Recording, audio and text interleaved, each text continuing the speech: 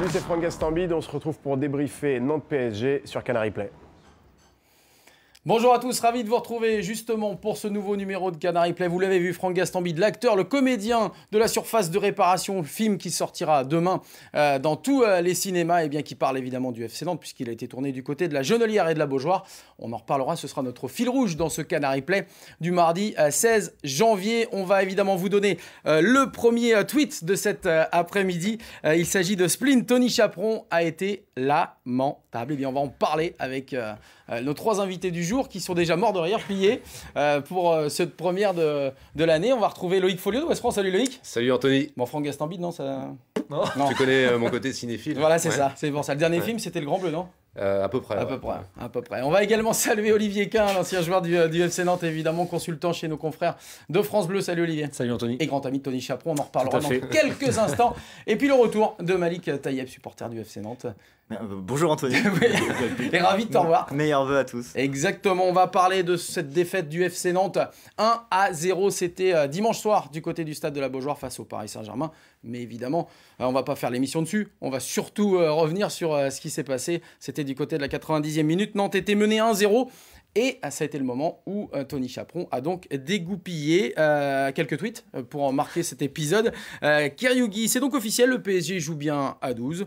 Ou encore Papy Faye, attention aux joueurs de Ligue 1, les arbitres se défendent par des tacles maintenant. Vous l'avez tous vu, ces images, ces photos, ces vidéos qui sont passées depuis 48 heures. On va d'abord faire un petit tour de table rapide pour, puisque l'histoire est terminée, hein, Malik, justement, du côté des supporters. Comment on a vécu cet épisode, non pas rarissime, mais extraordinaire au sens littéral du terme? Alors moi, j'étais pas au stade, mais j'ai vu après, sur l'action, quand ils ont montré le ralenti, j'étais stupéfait. J'ai tout de suite compris en fait, la gravité du truc.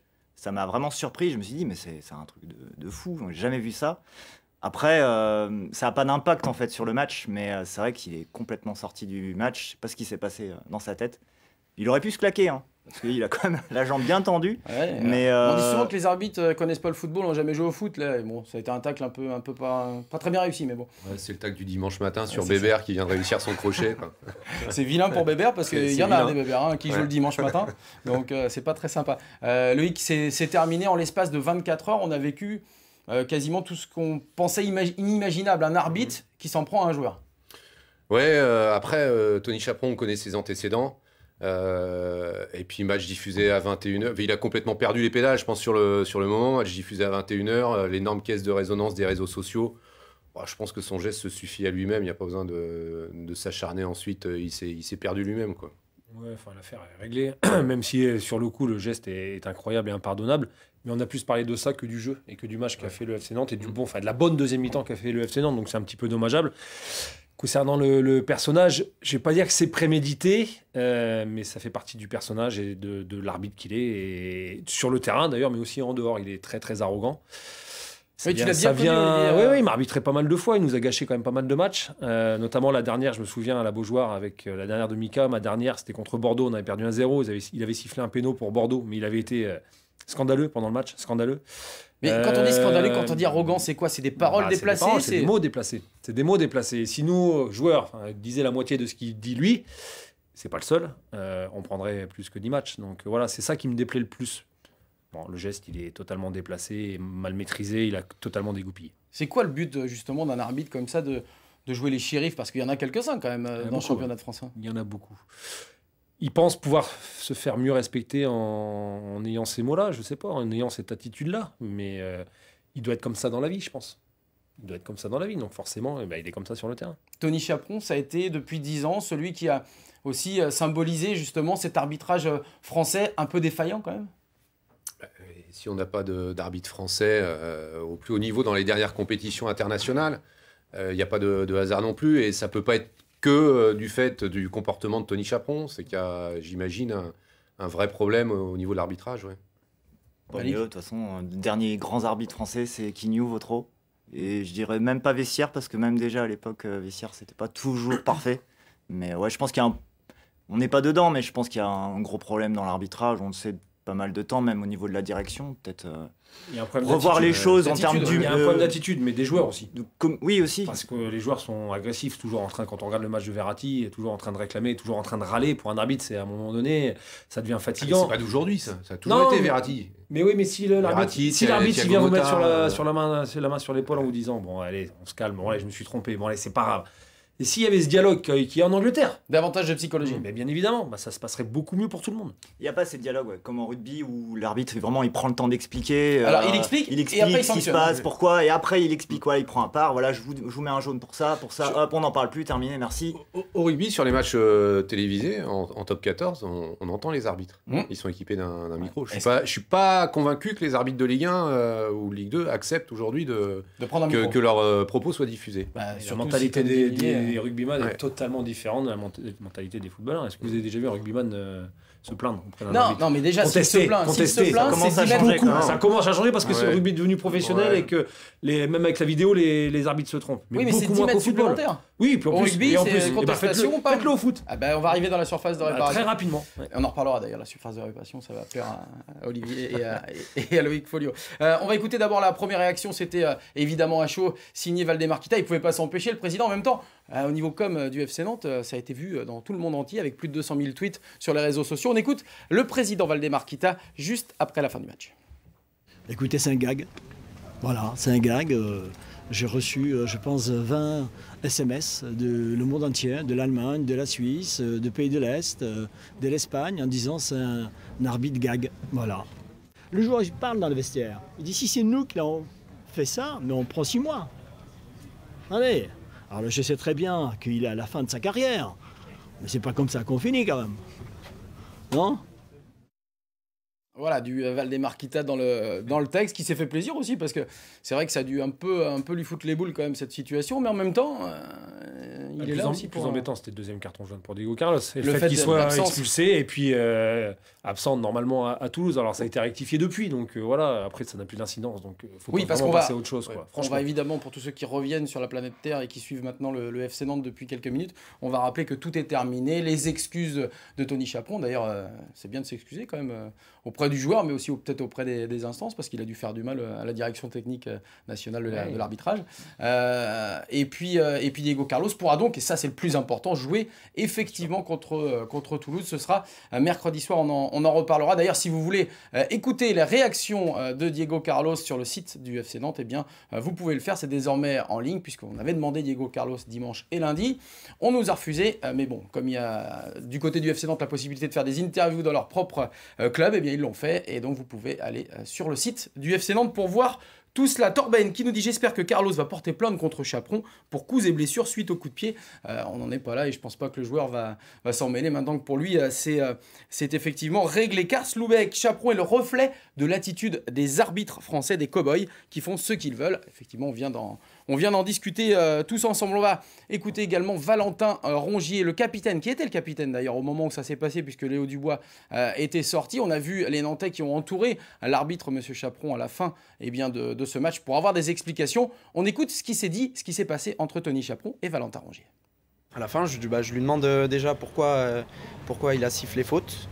Il m'explique que c'est une nouvelle règle depuis juillet, que lorsqu'un joueur bouscule l'arbitre et qu'il décide que ça mérite d'être sanctionné, ça donne un coup franc direct pour l'équipe adverse. Donc ça, je ne savais pas, c'est une nouvelle règle apparemment. Et je lui demande aussi pourquoi cette réaction, pourquoi il se permet de lui mettre un coup de pied.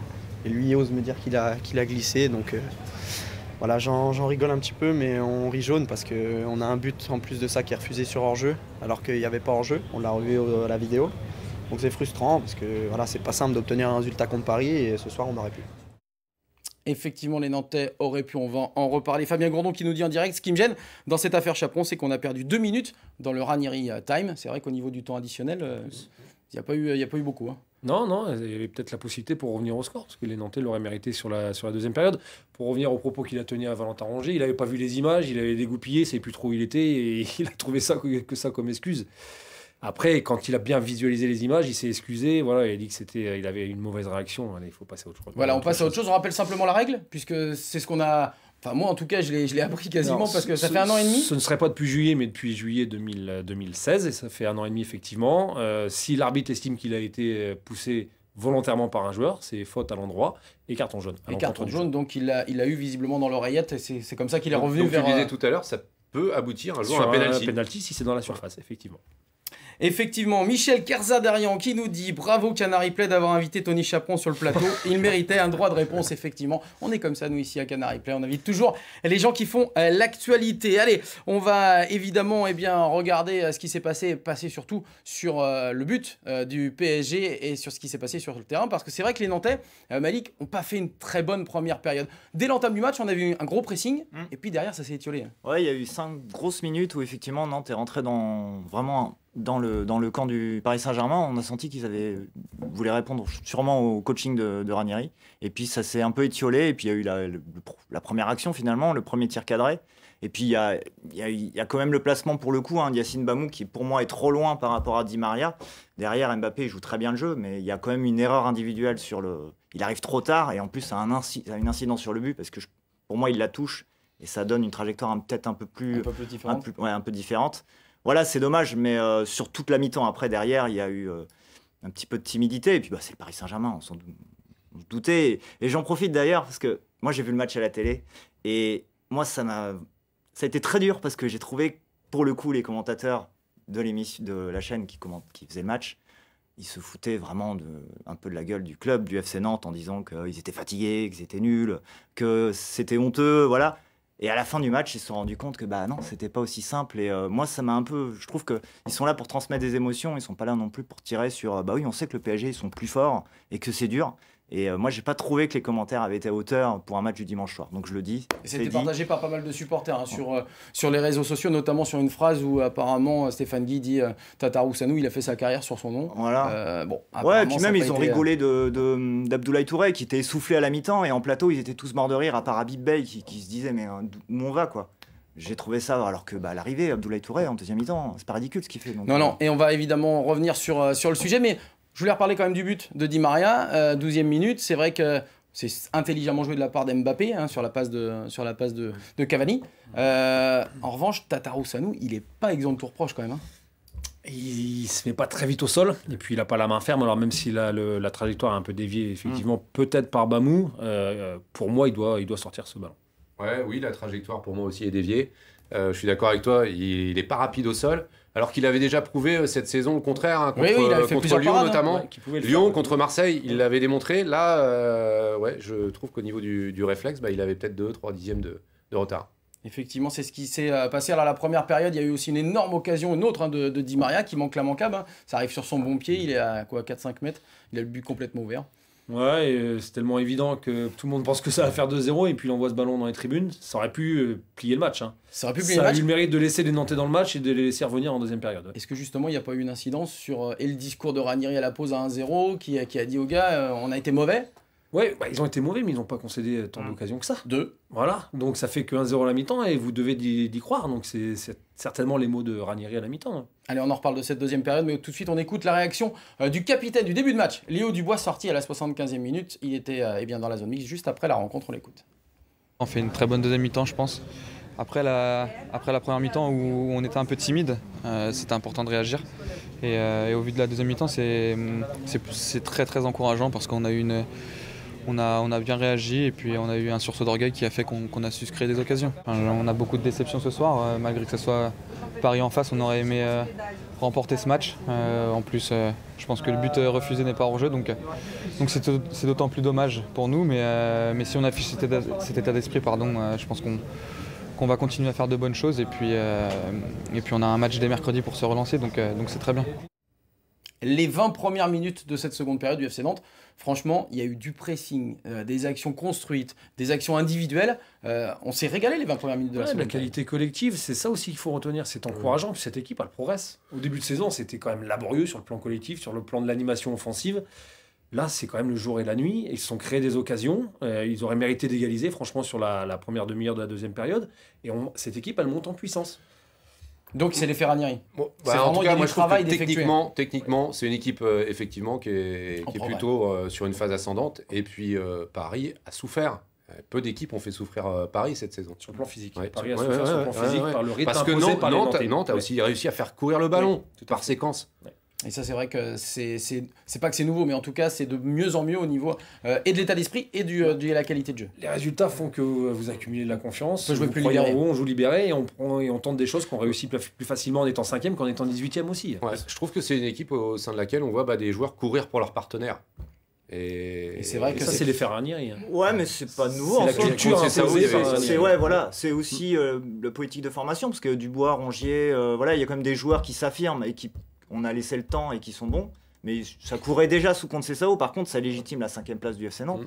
Je trouve qu'ils sont à leur place. C'est une des meilleures défenses. Ils l'ont prouvé contre le PSG. Même si effectivement, si Di Maria il met le deuxième, peut-être que c'est pas le même match, mais en soi, moi je trouve que le FC Nantes a largement sa place dans les 6 premiers et on le voit sur beaucoup de choses dans le match dimanche soir. on revient rapidement sur le but de Salah, refusé pour une position de hors-jeu, non pas de Salah, mais de ses partenaires. C'est encore la règle. Hein. Les deux devant lui font action de jeu. Ouais.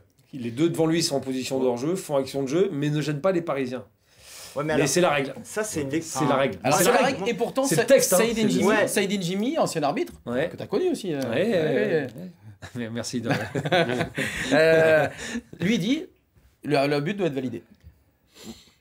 Moi, j'ai une autre lecture. C'est parce dur, que hein. C'est compliqué. Je trouve qu'on a une lecture après coup. On essaye de trouver, on revoit 10 000 fois la vidéo et on voit il y a les deux joueurs devant. Alors on revient sur la règle. Mais à ce moment-là, on tire plus les corners et les coups francs. Donc Si la on se vidéo met- n'apporte rien finalement. Bah, là. bien sûr. Sur ce coup-là en tout cas. Si on se met à la place de l'arbitre assistant, il voit, il est aligné, il entend le ballon qui botte. Excuse-moi. Et du coup, bah, il voit deux joueurs devant. Mais est-ce qu'il intègre bien que finalement celui qui va toucher le ballon, c'est pas, Mais non, mais c'est c'est pas le ceux V. de il devant. lève, il lève quasiment sur le coup de pied de Léo Dubois. Oui, donc Dès il que- intègre les mais- deux de devant. Alors que logiquement, Il- on doit lever au moment où le ballon atterrit sur la. Je Ouais, dis le pas pied que, de- je dis pas que c'est pas sifflable, mais je trouve compliqué, qu'on hein. fait. C'est compliqué. Voilà, Franchement, pour on l'arbitre l'extrait. assistant, c'est hyper compliqué avec On est les deux d'accord. Nantais qui sont devant en position de d'accord. hors-jeu, ça c'est net. Mais c'est pour ça qu'il n'y a pas Bamou, de c'est à l'extrême limite. Pas Bamou, mais ça là, à l'extrême limite, mais il y est pas. C'est quand même Non, compliqué. non, non, Après, mais- c'est la règle. C'est dur de crier au scandale. C'est dur de crier Oui. au scandale là-dessus, je trouve. Moi, je partage entièrement ton avis. Enfin, ce que j'ai dit après avoir revu les images, enfin en commentant le match en direct, c'est qu'il n'y avait pas scandale à ce que le but soit annihilé, quoi. Effectivement, il n'y avait pas non plus. Ce qui est dur, c'est que c'est Nantes et que déjà on met pas beaucoup de buts et qu'en plus c'est contre le PSG. On se dit le FC Nantes n'est pas aidé pour le coup. C'est pas scandaleux, mais ça aurait choqué personne s'il avait été validé. C'est ça que je veux dire en fait. Mais c'est Est-ce pour ça- qu'il y aurait eu des ralentis pour dire Ah il bah est si, pas valable, si, il est à pas Paris, valable. je pense que ça aurait rouspété, je pense. À voir. Du côté C'est dans le des sens où- Parisiens, parce que la règle, enfin moi sur ce que j'entends, hein, elle le dit, c'est si les personnes qui sont autour font action de jeu, il ne doit pas être validé. Est-ce que Ouais, Areola, Salwa et il est Awaziem, vraiment- ils est-ce font que action. Ils font action de Areola, jeu, il ils est jouent gêné. le ballon. Est-ce Les que- deux mais oui, devant mais oui. ça Ils va, veulent ils jouent le ballon l'avoir, quand ils même. veulent l'avoir de la tête. Oui, Donc, mais Donc ils jouent le ballon. Ouais. Donc ils sont en position de hors-jeu. Donc Ah mais pour moi effectivement il ne doit il pas joue être le ballon, validé. Mais donc, bon ouais. après je Non, mais comprends aussi les c'est la supporters. règle. Les Non, supporters non, mais c'est même pas une nantais. question de supporters, là, en toute objectivité. C'est pas scandaleux, mais je trouve que c'est difficile de dire il y a hors-jeu, il y a pas hors-jeu. Je te comprends. J'arrive pas à trancher. Je te comprends parce que c'est la règle, mais dans un sens, les deux Nantais hors jeu, ils gênent aucun Parisien pour défendre. Non. Et Mais parce que les Areola Parisiens- n'est pas gêné. hein. Non, ça gêne pas Areola, ça gêne pas les défenseurs Et ça parisiens change pour pas la défendre. trajectoire Donc du je ballon. te non rejoins plus. dans le sens où si le but avait été validé, ça aurait pas été un scandale non plus. Ouais. Et c'est eux qui choisissent délibérément de défendre en avançant. Ce qui est Oui, logique, bien c'est ce sûr. qu'on leur demande. Mais Draussi Swat sur Twitter qui nous dit je suis parisienne mais ce soir Nantes ne méritait pas de perdre la réussite de Chaperon, on dira 3 petits points d'exclamation. Encore Pablo Escobar, un autre supporter parisien qui nous dit je suis impressionné par le pressing des Nantais, ils ne nous ont pas laissé respirer et on peinait à ressortir. C'est vrai qu'on a vu du bon Nantes et du Paris quand même sur la retenue sur certains joueurs qu'on a. Bon, Kurzawa, on sait qu'il n'est pas dans son assiette.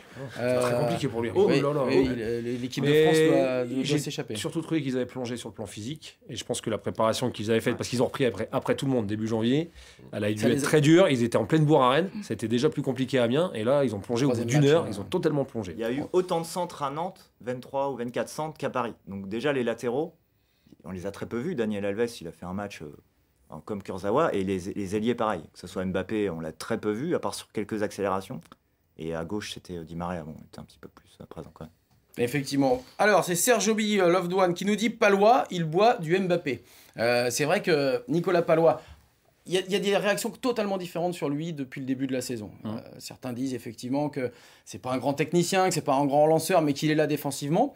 Dimanche soir, il en a surpris plus d'un. Mais il a mangé Cavani. Alors, et certains s'offusquaient qu'il ait échangé son maillot avec Cavani à la mi-temps. Mais il avait certainement mis le maillot de Cavani en deuxième mi-temps sous le sien, parce que techniquement, il a réussi des choses très propres. Oui, il s'est permis quelques trucs. Ouais, oui, des dribbles derrière la jambe d'appui. Il a été très bon dans les duels. Il a pratiquement pas été passé une seule fois. Il a fait un superbe match pour moi. Bah, on n'a pas vu Cavani, sauf sur l'ouverture des oublier que scores. Bordeaux le regrette. Hein. Les 6 premiers mois, ils l'ont pas remplacé à Bordeaux. Et Palois, oui, il rentre pas dans les classiques nantais. C'est pas un grand lanceur, mais Viscarando l'était pas. Pour autant, je trouve que Palois est 100 fois supérieur à Viscarando. Même si effectivement, est-ce que pour moi aujourd'hui, Palois avec Diego Carlos, c'est la meilleure charnière. D'autres vous diront que Gigi et Awaziem sont très bons. C'est plus complémentaire. À voir. Mais c'est un gaucher, Palois. J'avais pas cet avis en début de saison et je l'ai maintenant. Mais c'est vrai que Palois est en gaucher. puissance. Il correspond à un puissance. profil de défenseur italien Ouais. type Chiellini ou genre de choses, quand même. Non, sans non plus. Oui, on va pas toute proportion comparer, garder. hein. Voilà, mais quand même. Mais effectivement, moi-même, j'étais le premier à dire que Palois était quand même pas extraordinaire sur ce qu'il fait depuis les 20 premiers matchs de championnat. Ah oui, en tout rien à cas, dire. il y a- mérite il sa y a- place de titulaire. c'est vrai que c'est de mieux en mieux et il faut espérer que ça continue surtout. Effectivement, alors là, c'est Gilda FCN qui nous dit la défense à 3 Palois, Carlos à Oisiem. C'est un régal. 5 petits points de 5. Alors il y avait 5 points d'interrogation. Alors est-ce que c'est vraiment une question ou est-ce que ça a été une affirmation? À 3, à 4, à 5, elle est bizarre, elle est c'est- difficile à lire quand même, Ouais. cette défense. Très difficile à lire. Hein. Des fois, ils sont à 4. Ouais, des fois ils sont Des fois, à ils sont à 4, des fois, ils sont à 3, des fois, ils ne sont plus que 2 parce qu'il y en a un qui est Complètement. vraiment sorti très haut. Alors ils avaient lâché délibérément les couloirs. Ils voulaient, j'imagine, défendre vraiment dans l'axe. Ouais, ils voulaient fermer l'axe, mais parce que ça part de Verratti, Rabiot au départ. Mais quand vous maîtrisez pas vos côtés avec Mbappé, Di Maria d'un côté ou de l'autre, c'est compliqué. Mais c'est vrai qu'ils voulaient maîtriser l'axe. Mais des fois, j'ai pas vu cette défense à 3. Non, des fois J'ai c'était à plus 4. souvent vu à 4 qu'à 3. ouais, Ah oui. Avec un Lima Avec, latéral Lima gauche. latéral gauche et Awaziem latéral droit. Ouais, Ouais. Et en deuxième mi-temps, Dubois est passé excentré gauche devant Dubois devant Lima. Ah, si maintenant les Nantais commencent à nous faire perdre la tête sur un schéma tactique, alors là où on va. Ça mais nous trouve, mais ça c'est- trouve l'adversaire. c'est- C'est ça. Je vais juste rebondir moi, sur Palois parce qu'on a dit qu'il a maîtrisé Cavani, mais quand Cavani est sorti, Mbappé qui A se pris sa retrouve dans place. l'axe, qui est un joueur quand même aux accélérations fulgurantes, on se dit que là Palois peut peut-être être en difficulté.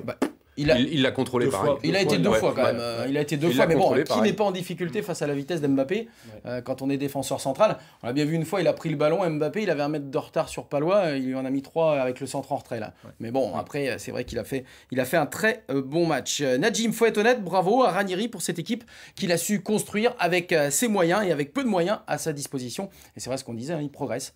C'est Nantais sous l'égide de Claudio Ranieri. On espère que ça continuera l'année prochaine, ce qui n'est pas tout à fait sûr, puisqu'il est encore en balance, même si Antonio Conte, visiblement, a peut-être pris un petit peu d'avance sur...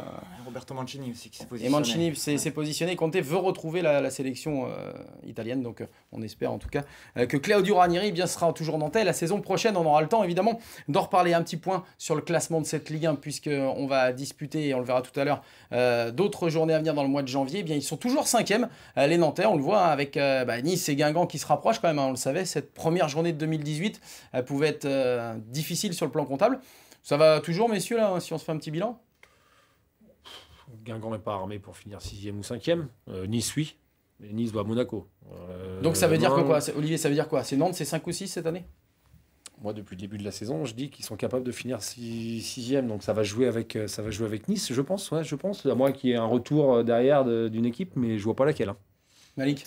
Moi, je suis assez confiant aussi, mais on ne sait pas trop. Ça dépend. Après, il faut faire attention à d'éventuelles blessures, des suspensions. Mais potentiellement, le FC Nantes a les capacités, le potentiel. Il manque peut-être au niveau de poste arrière gauche, il y a un petit trouble, je trouve, derrière Lima. Parce que quand Gigi est arrière gauche, c'est un peu moyen, je trouve. C'est pas de sa faute d'ailleurs, c'est pas son poste. D'ailleurs, Lima n'a pas été mal. Hein. Ouais, Lima. Pareil, hein, Ouais. il m'a surpris aussi. Hein. Il y a un quart d'heure Mais difficile. oui, Ouais, mais après, il s'est bien mis dedans. hein. Il y a la place pour finir 5e ou 6e.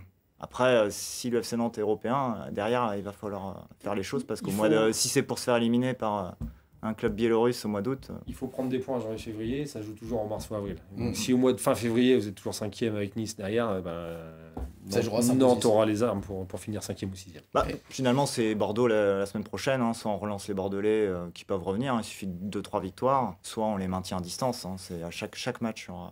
Bon, puisqu'on parle des matchs à venir, on va en profiter, on va les mettre, ces fameux matchs à venir qui vont d'ailleurs débuter dès demain soir. Ce sera à Toulouse, 19h pour le FC Nantes qui visitera l'avant-dernier de la Ligue 1. Après, évidemment, la réception à 17h samedi de Bordeaux au stade de la Beaujoire. Puis Nantes-Auxerre, ce sera la Coupe de France, les 16e de finale à 18h30 le 23 janvier, un bel horaire. Et puis Guingamp-Nantes, ce sera le samedi 27 du côté de Roux-de-Roux. Voilà le programme qui attend les Nantais. Franchement... Alors des fois, on dit faut se méfier des adversaires parce que même s'ils n'ont pas un gros pédigré, faut s'en méfier. Mais là, il y a de quoi faire un beau truc au mois de janvier. Ouais, enfin, jamais facile d'aller jouer à Toulouse. Qui a besoin de points.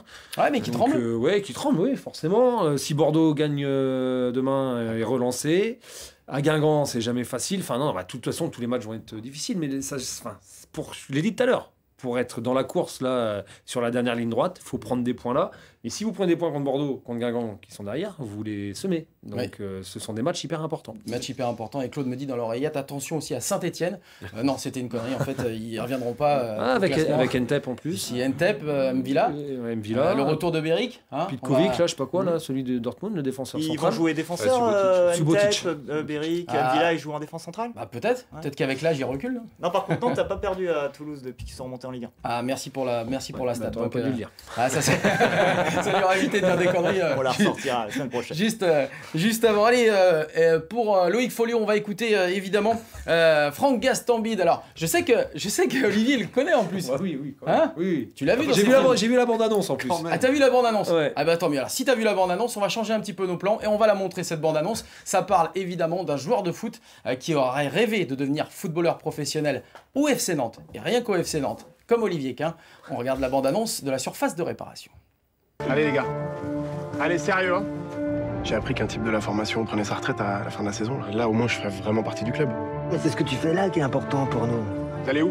Vas-y, arrête de faire le Robocop. C'est pour vous que je fais ça les gars. Comme ça vous restez focus sur le foot. Même si je le voulais, je pourrais pas te faire rentrer dans le club. T'as beau te battre, donner ta vie tous les week-ends sur le terrain, il te manque toujours le petit truc qui te sépare de celui qui réussit. Le pitbull. C'est comme ça qu'on l'appelait à l'époque. Plus personne m'appelle comme ça maintenant. Qu'est-ce que tu fous avec un tocard pareil? Pourquoi t'es jamais allé tenter ta chance ailleurs? C'est ma ville, c'est mon club. Qu'est-ce que tu fais, Franck? Moi j'ai rien à perdre. Fais-moi confiance, ça va bien se passer.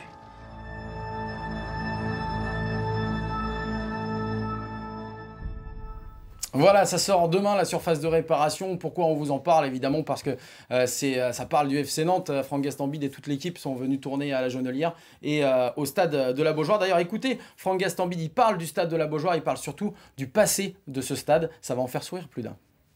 J'adore cette ville, je suis très content de la retrouver et je suis aussi content de retrouver la Beaujoire parce qu'on y a tourné des très jolies scènes dans ce stade qui a plein d'histoires. Un stade de foot, c'est un endroit, c'est l'endroit du peuple, quoi. Donc voilà, j'étais ravi de tourner à la Beaujoire et je suis ravi de retrouver la Beaujoire aussi.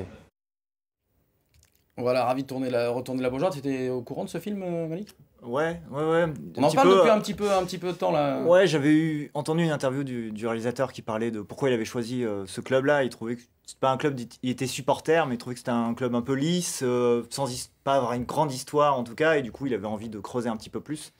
Maintenant, les films de foot, a priori, ça parle pas vraiment de foot, mais autour du foot, tant mieux, parce qu'en général, les films où on met des acteurs de foot, c'est pas génial. Donc, mais justement, Franck Gastambide, il le dit lui-même, c'est pas un amateur du tout de foot et il est pas. Dit Tony Chaperon. C'est pas. Oui aussi, ben, c'était la caste et la confrérie des chauves. Ouais. Donc on avait décidé aujourd'hui de mettre tout le monde à l'honneur. Alors justement, puisqu'il aime pas le foot, eh ben, on lui a posé des questions, surtout de savoir, au niveau du quiz, s'il était calé au niveau FC Nantes. On l'écoute. La couleur du maillot du FC Nantes. C'est jaune. Le surnom de l'équipe. Les Canaries. Champion de France combien de fois à Nantes? 8. Pas mal. Des noms de joueurs que vous connaissez à Nantes? Ex-joueurs ou joueurs actuels? Yacine Bamou. Pas mieux. Le nom du président de Nantes? Kita. Bonne réponse. Bon voilà, Yacine Bamou et voilà, c'est tout au niveau Il des joueurs. avait croisé à la boutique. Oui, je pense. Ouais, Je piqué ma pense, vanne. Pardon, je suis désolé. Je pense. Je te la laisse, refais-la mieux que moi. Je pense, mais en tout cas, il était très sympa. Il en a parlé avec pas mal d'émotion. Puis, comme il était là pour la sortie du film, on espère bien que ça va marcher pour lui. Messieurs, on va évidemment regarder de très près ce qui va se passer. Tu vas à Toulouse, Loïc, ou pas pour Ouest France? Non, ce sera Julien Soyer. Julien Le journal Soyer. sera dignement représenté. C'est très bien, très très bien. Alors, on regardera évidemment avec beaucoup d'attention ce qui sera dit dans les colonnes de Ouest France le jeudi matin après la victoire. Pourquoi pas des Nantais? Vous voyez quoi là pour le score à Toulouse, puisque Nantes n'a plus perdu à Toulouse depuis la remontée en Ligue 1. Un partout. J'ai vu Tu une m'as piqué bonne pour équipe. Ah ouais, mais vous piquez la vanne, le résultat. J'ai vu une bonne équipe de Toulouse à Geoffroy Guichard, Oui. très correcte en tout cas, à Geoffroy Guichard dimanche, Qui méritait pas spécialement avec de perdre 2-0. un très bon Max-Alain Gradel. Oui. Euh, Côté gauche, là. méfiance. Ah, nul serait Je vois bien peut-être, 0-0. 0-0 serait pas une mauvaise opération. Ouais, un partout. Donc tout le monde va à nul. Ouais, ramener un point de Toulouse avant de recevoir Bordeaux, ce serait pas si mal. Allez, moi je dis 1-0 pour les Nantais, comme ça. On va espérer que Emiliano Sala soit un peu plus tranchant que dimanche soir face au Paris Saint-Germain. On va vous souhaiter une très bonne fin de semaine à toutes et à tous. On se retrouve mardi prochain pour un nouveau numéro de Canary Play. On remercie Loïc Folio de Ouest France. On remercie Malik Tayeb pour son retour sur le plateau de Canary Play. Et puis on dit à très bientôt à Olivier Quin pour ses commentaires. Qui est le prochain pour le Radio Bordeaux. France Bordeaux, samedi 17h. Bye bye, très bonne semaine et à mardi prochain. Salut.